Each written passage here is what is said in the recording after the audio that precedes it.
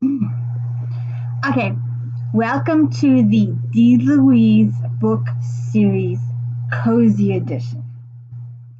I'm a series person.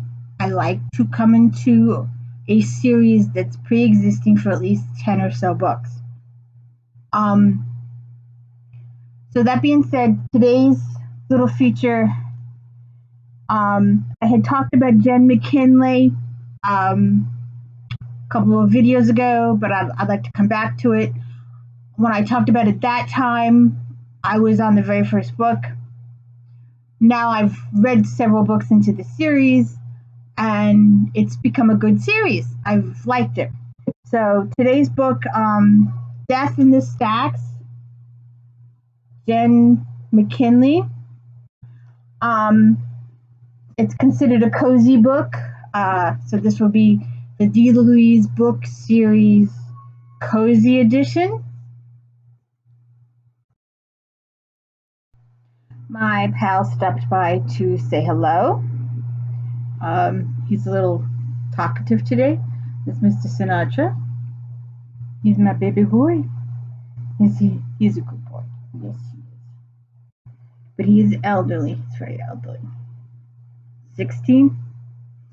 Okay, so the Deluise Book Series Cozy Edition featuring Jenn Mckinlay Death in the Stacks. And Lindsay Norris is the director of the Briar Creek Public Library. She has a children's librarian named Beth, who should be everybody's children's librarian. She's massive cool. Nancy is her landlady. Milton is a historian. Mike Sullivan, aka Sully, is her boyfriend. On again, off again, depending on how far you are in the series. But I like to read, like I said previously, existing series, long running. I usually try not to read the book, a first one. Like I said, I like to have at least 10 or so of them out there. So, Jenn Mckinlay, she has several different series, but this one is the Library Lovers Mystery. And they are Books Can Be Deceiving, Do or Die, Book, Line, and Sinker, Read It and Weep, On Borrowed Time, A Likely Story, Better Late Than Never, and Death in the Stacks, which is what I've got, and I've got a few more additional editions to read. And I thought I would read just a little bit. I don't want to keep you guys too long. This is a new series for me. And like I said, I am a serious person. I like to read serious books. And we will eventually get to all those back there. I may even, those are different genres. I'm going to try and do, cozies are my current favorite. For the last couple of years have been my favorite that I've really dived into. We will at a later date do some regencies and a few mysteries here and there. But as I've gotten older, my reading tastes have changed quite a bit. I used to be into the hot and steamy stuff. Now I'm like, we will eventually talk about Janet Ivanovich. You probably heard about her. But a lot of her stuff is a look, a kiss, a saying, whatever. Go into the bedroom, close the door, and that's the end of the chapter. And the next chapter is the next day. I'm fine with that. I've got no. I'm not. That doesn't. I like the cozy PG-ness of these books.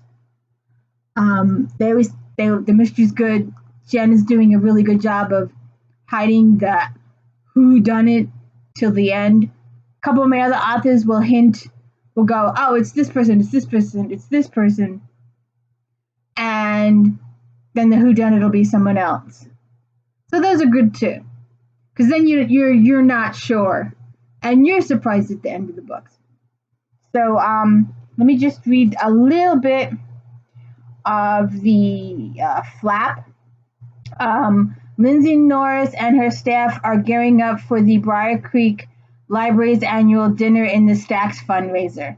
The night of dinner and dancing is not only a book lover's dream, it's the library's biggest moneymaker of the year. But instead of raising funds, the new librarian board president is busy raising a stink and making the staff miserable. Although Olive Boyle acts like a storybook villain, Lindsay is determined to work with her and make the event a success. But when Olive publicly threatens the library's newest hire, Paula, Lindsay cracks like an old book spine and throws Olive out of the library. The night of the fundraiser, Lindsay dreads another altercation with Olive, but instead finds Paula crouched over Olive's dead body. Paula may have secrets, but Lindsay and the rest of the crafternooners, her group of friends who hang out with her once a week, to discuss a book they're currently reading, some local gossip, and have some really nice, scrumptious food. That's another thing with the cozy books is that they do a lot of food. And I've had some authors, and I will talk about those. Lorna Barrett, Donna Andrews. Donna Andrews, not, yeah, she does, but not as much as Lorna Barrett and a few of the others. I gained a pound or two with all the cupcake recipes. Some of these books include I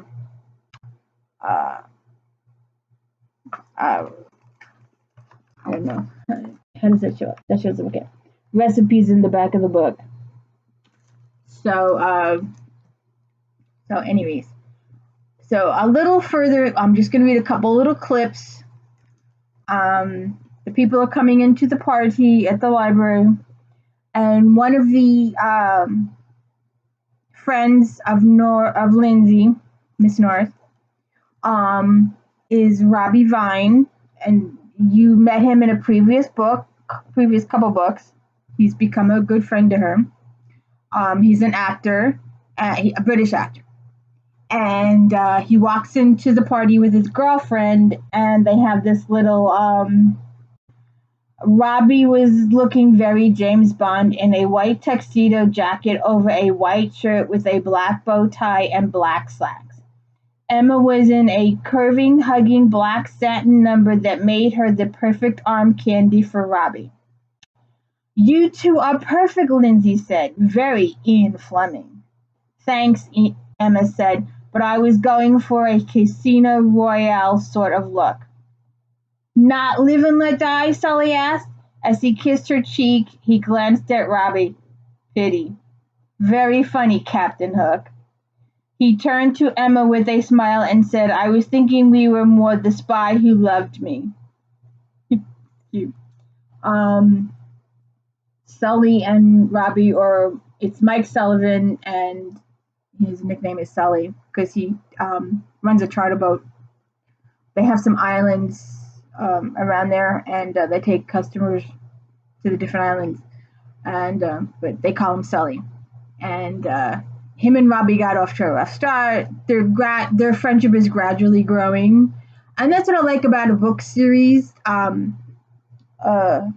The establishment of characters, the growth of the characters. It's good to add. One of my other authors has a core group of characters, but she has other characters that come and go, and you see their growth and what they've been up to and what their potential is, and visiting friends that come into each book. Sometimes they stay, sometimes they leave, sometimes they go off for a book or two, and then they come back for a book or two. I like that, and the growth of friends, the number of friends grows, the relationships grow. I like that. I like those types of situations. I like character growth. I like friendship growth. I like the series growth. The longer the series, the better.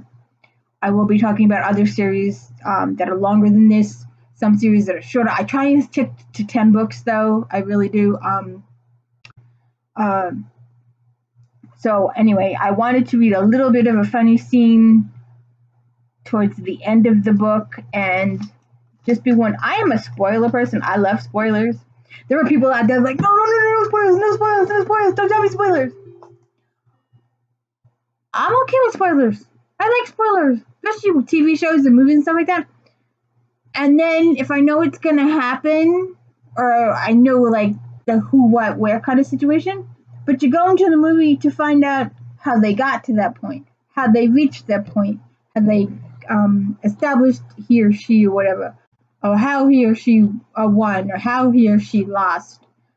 It's good to see the progress, the progression, the so that's what I like. I like the character growth and progression and the series growing and the establishment of characters and establishment of a community. I like it. And once a series gets going good and gets a good following, I don't need a couple of my authors are really into page long descriptions of their characters. I do not need a page long description of your characters. But, I like their books. I like the characters. I like the storyline. And that'll hold me. I can always just glance through it. I'm also an audiobook person. I love audiobooks. I love to do some data entering while listening to audiobooks. Audiobooks are great. You can cook, you can clean, you can do other stuff while you listen to other books. I also retain a little bit more from audiobooks in my senior citizenly age here. I did want to read one little more small tidbit from this book. And I will be doing others this week. I have a couple other authors lined up this week that I want to talk about. But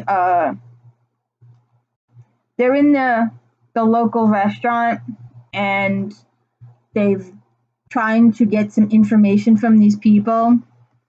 So one of the characters, Robbie, goes over to the group, and Lindsay goes over by Sully to talk with him, while Robbie, the movie star, goes over to talk to his fans. And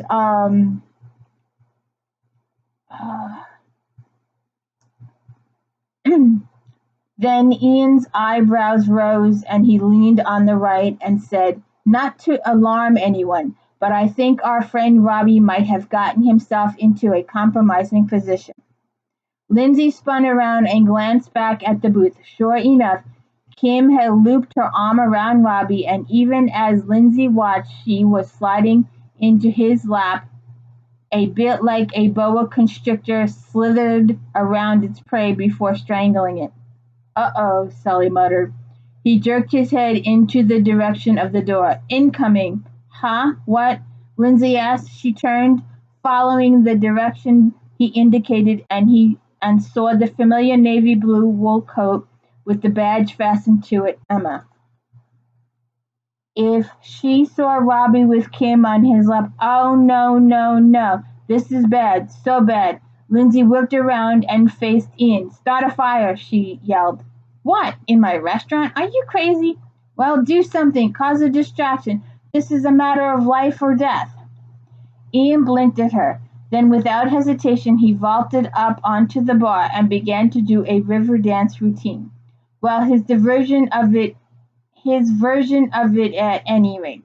Sully looked from him to Lindsay and said, "I don't know which one of you is crazier."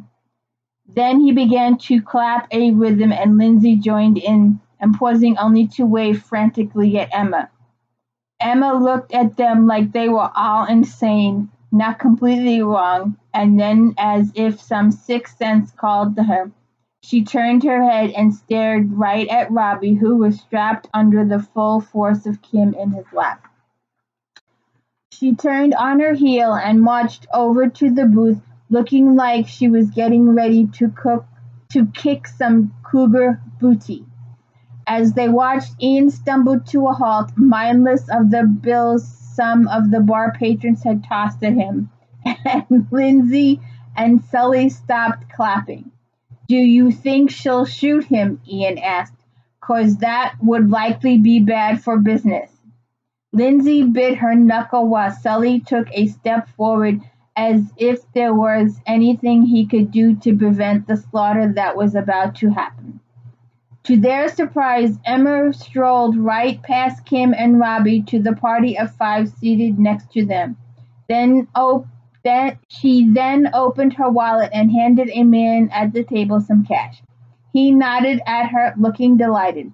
Then she lifted the pitcher of beer sitting in the corner of their table and turned back to Robbie and Kim. Without hesitation or warning, she tipped the entire contents of the almost full pitcher right over Robbie's head. You want to know more, and you want to know how the chapter ends? Check it out. Jenn Mckinlay Death in the Skies. Cool book. And like I said, I will be doing more series talks.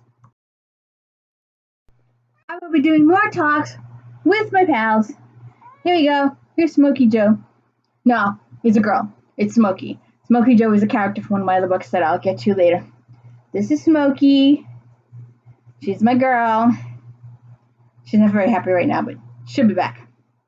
So, if you want to see more of me and my pals, like, subscribe, the whole 9 yards. I'm just starting out here, just trying to get this series going. We'll be doing cozy mysteries. We'll be doing regencies. I'll be doing some other mystery books, other authors. But right now my focus is cozy, but I will be doing others to spread out. I hope you enjoyed the videos. I hope you come back. Please be good. Have a nice day. Lots of sunshine. Sorry about the bangs. They're all over the place. Enjoy.